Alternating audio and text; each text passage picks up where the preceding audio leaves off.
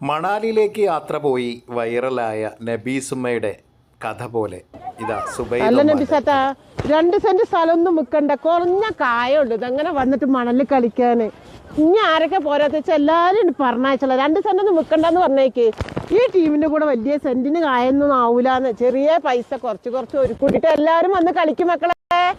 അല്ല അന്ന് പറഞ്ഞിരുന്ന ആരാ സുബൈദ പിന്നെ ആരൊക്കെ പേരുണ്ടായിരുന്നല്ലോ, ഫാത്തിമ എന്തൊക്കെയോ, ഓലൊന്നും പോന്നിട്ടില്ലെങ്കിൽ ഓലൊക്കെ ഒന്നും ഇങ്ങോട്ട് വരാൻ പറഞ്ഞടാന്ന്. ഏതായാലും നബീസുമ്മ ഈ ആളുകളെയൊക്കെ കൂട്ടി വീണ്ടും മണാലിയിൽ പോകാനുള്ള പരിപാടി തന്നെയാണെന്ന് തോന്നുന്നു. ആദറ, സഫിയ, നസീമ, സക്കീന, നിങ്ങളൊക്കെ വീട്ടിൽ ഇരുന്ന മക്കളെ.